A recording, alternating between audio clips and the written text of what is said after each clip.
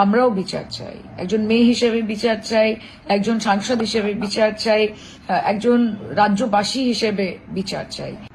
নমস্কার। আজকে আপনারা প্রত্যেকে দেখেছেন যে সারাদিন ব্যাপী ছাত্র সমাজের বেগ ধরে এই ভারতীয় জনতা পার্টি এবং তাদের কিছু পলিটিক্যাল ফ্রিঞ্জ এলিমেন্ট, তাদের কিছু শাখা সংগঠন, তারা শান্ত বাংলাকে অশান্ত করার চেষ্টা করেছে। And they have try to cause severe breach in law and order of the state. আমি এইটুকু নিশ্চিত যে আজকের এই আন্দোলনে বিজেপির ছোট থেকে বড় নেতা সবাই ছিল, শুধুমাত্র ছাত্ররা ছিল না। And they have continuously try to instigate and provoke the police administration. তাদের ওপর পাথর ছুঁড়ে, তাদের ওপর চড়াও হয়ে, কিন্তু পুলিশ অত্যন্ত ঠান্ডা মাথায় আজকের গোটা সিচুয়েশনটাকে হ্যান্ডেল করেছে। আগামীকাল এই বিজেপি তারা they are not satisfied with today, এবং তারা আবার একটা বন্ধ ডেকেছে। দেখুন, যে কোনো আন্দোলনের একটা গরিমা হয়। আজকে মমতা বন্দ্যোপাধ্যায় নিজে আন্দোলন থেকে উঠে এসেছেন। কাজে এতদিন ডাক্তারদের যে আন্দোলন, সেই আন্দোলনের গরিমা, সাধারণ মানুষ রাস্তায় নেমেছেন সেই আন্দোলনের গরিমা, সিভিল সোসাইটির আন্দোলনের গরিমা, আজকের এই বিজেপির গুন্ডা বাহিনী যে তাণ্ডব চালিয়েছে, তারা কিন্তু এই আন্দোলনের গরিমাটাকে পুরোপুরি ধূলিসাৎ করে দিয়েছে। আজকে একটা মুভমেন্ট, যে মুভমেন্ট থেকে সমগ্র ভারতবর্ষে হয়তো একটা পজিটিভ চেঞ্জ আসতে পারত। আমি হোপফুল যে আগামী দিনে সেই চেঞ্জ আসবেও। কিন্তু এই গুন্ডা বাহিনী, এই হুলিগানরা এবং এই ভারতীয় জনতা পার্টি, তারা একটা মুভমেন্টকে পলিটিক্যালি হাইজ্যাক করে নোংরা রাজনীতি করছে, এবং এই বন্ধ হচ্ছে তারই আরেকটি নমুনা।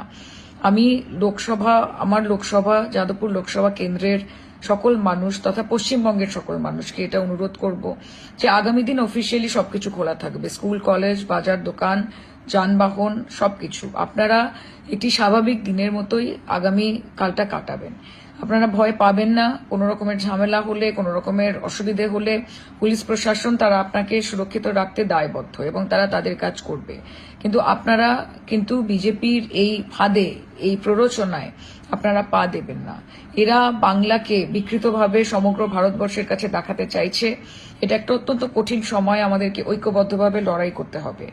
এবং আমি আপনাদেরকে এটুকু আশ্বাস দিতে চাই, এবং আমি আপনাদেরকে এটুকু বলতে চাই যে সেই বিচারটা শুধুমাত্র বাংলার জন্য নয়, সেটা গোটা ভারতবর্ষের জন্য। আমরা নির্ভয়ারও বিচার চাই, আমরা অভয়ারও বিচার চাই, আমরা মণিপুরের বিচার চাই, আমরা বদলাপুরেরও বিচার চাই।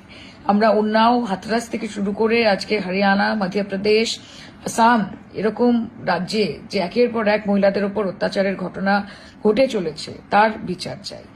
এবং আমি আপনাদেরকে এটুকুই অনুরোধ করতে চাই যে আমাদেরকে ঐক্যবদ্ধভাবে এই লড়াইটা লড়তে হবে। তাই আগামীকাল জনজীবন স্বাভাবিক রাখবেন, স্বাভাবিকভাবে নিজের কাজ করবেন, স্কুল যাবেন, কলেজ যাবেন, চাকরি ক্ষেত্রে যাবেন, আমরা আপনাদের সঙ্গে আছি।